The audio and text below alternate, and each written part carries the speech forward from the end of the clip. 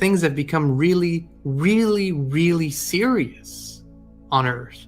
Things have gotten painful in a lot of ways. Things have gotten darker in a lot of ways over the past years.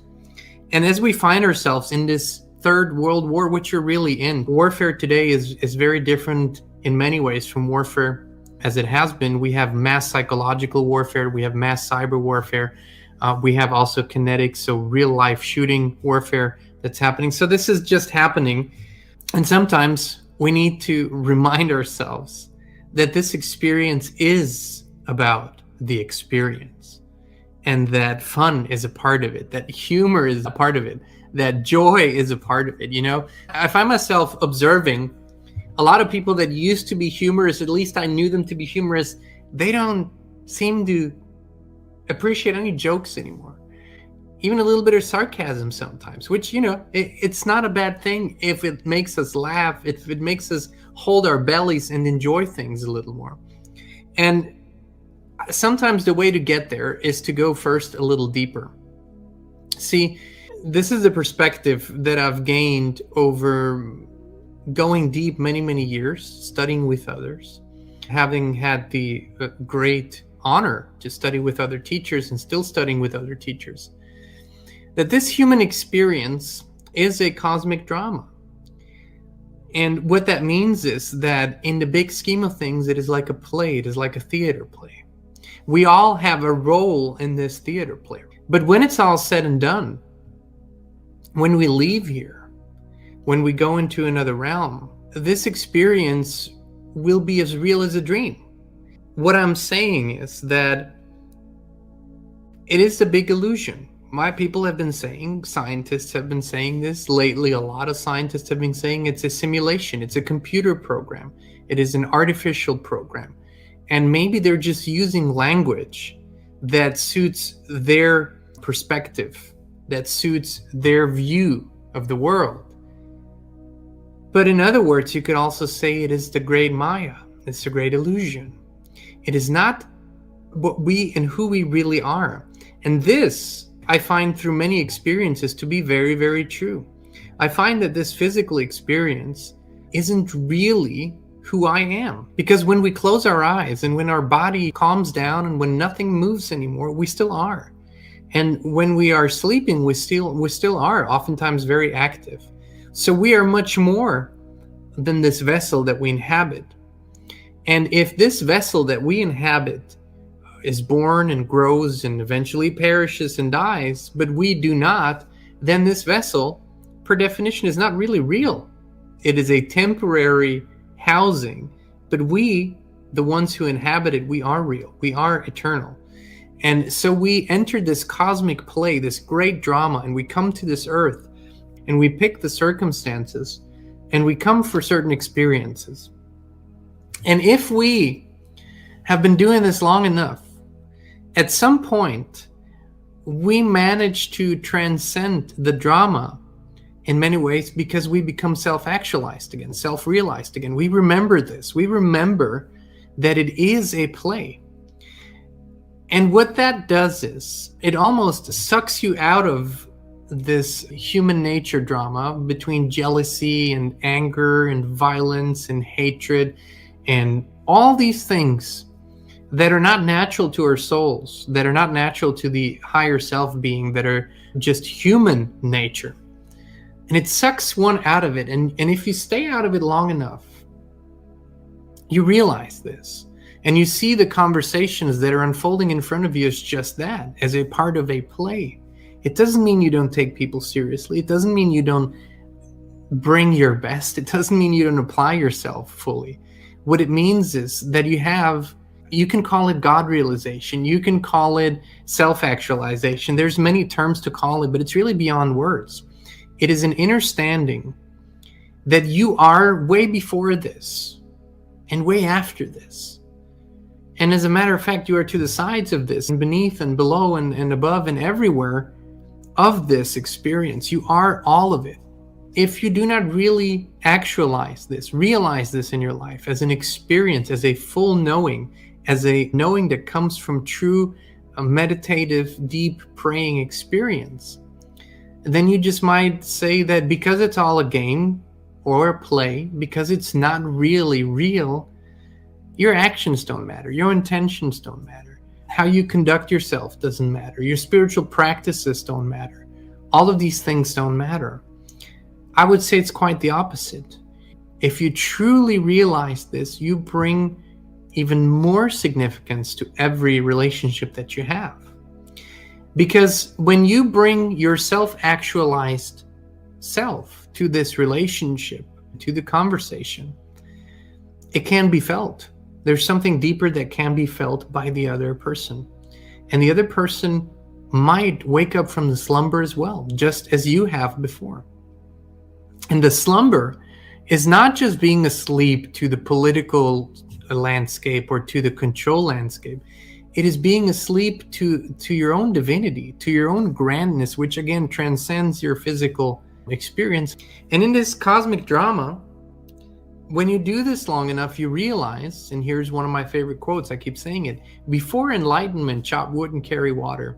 After enlightenment, chop wood and carry water. Now, the unenlightened, and I don't want to categorize, but the unenlightened, they chop wood and carry water because they believe that this will sustain them and this is how they will survive. And on one level, that is true. Whereas the enlightened soul chops wood and carries water because the enlightened soul has realized that that is part of the role it plays in this cosmic eternal drama. So that's why if you study the great gurus of India, a huge, magnificent country that in many ways hasn't lost its spiritual connection the way a lot of the rest of the world has. And so these gurus a lot of times will appear in everyday life very, very mundane and normal. And they will sometimes do mundane tasks, which might not really go together. But you see, in this self-actualization journey, you realize that you have duties on different levels. And there are duties in this 3D physical world.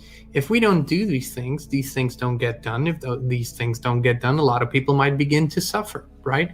If only for 2-3 weeks, the garbage truck doesn't show up and pick up the garbage if you live in an urban area, the consequences begin to be very real and very damaging very quick. And that's just one role in this cosmic play, right? So this is really a bird's eye view, but it also allows us to become a little humorous again. It also allows us to see that the suffering that we endure in this physical presence isn't real in terms of it doesn't last, right? I know the pain you feel is real, but if you could step out of it, especially out of the emotional pain, you realize that it's really a product of your imagination. It's a product of your expectations. It's a product of your physical mindset, not a real product. So much of the suffering that we experience happens between our ears. It happens because of thought processes and belief systems that build on each other. And eventually something breaks, a dam breaks or something snaps, and all of a sudden you're in a lot of pain when that pain really isn't real. It's part of the cosmic illusion.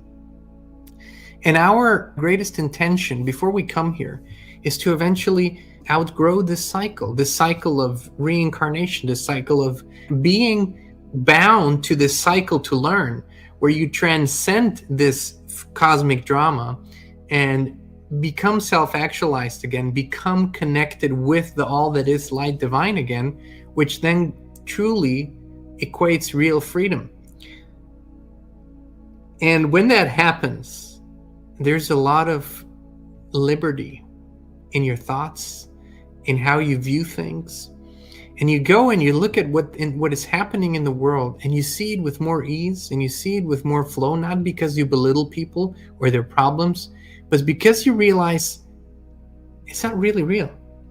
It's a split second in the eternal play. And that takes a lot of pressure off.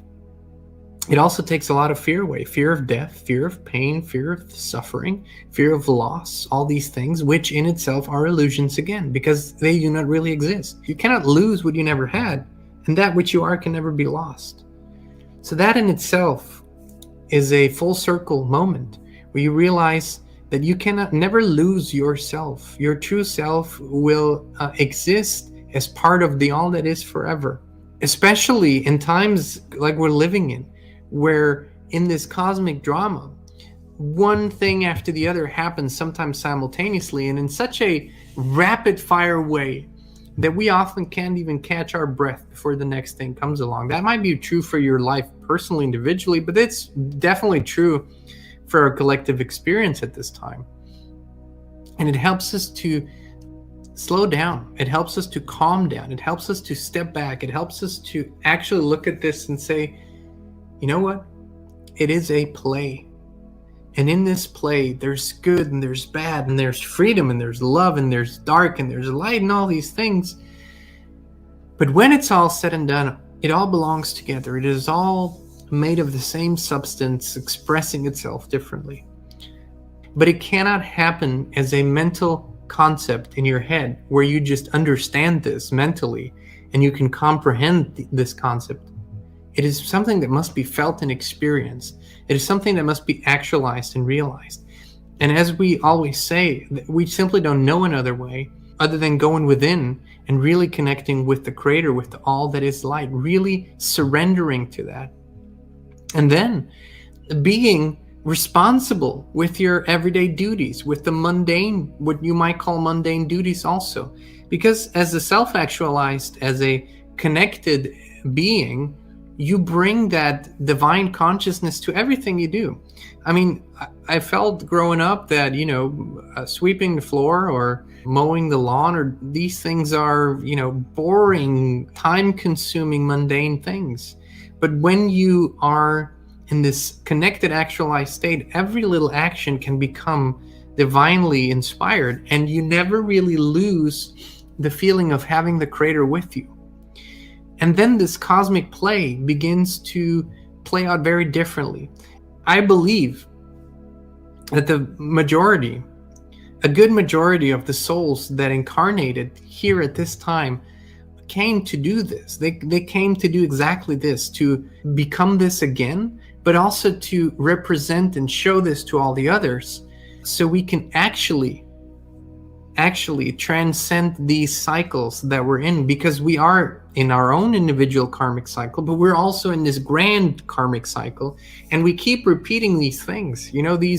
These wars and economic downturns and human suffering and sickness, all these things repeat in our cycles, but they repeat because of an energetic pattern. They don't repeat because it's written in stone, because it has to be that way. They repeat because of energetic patterns. And so you, me, all of us, I believe we really want to rewrite this cosmic drama, and maybe for the first time transcend these things without a cataclysm, without a huge flood or major war or nuclear destruction. I think for the first time we have the opportunity, as consciousness remembering itself, expressing itself, to do it differently.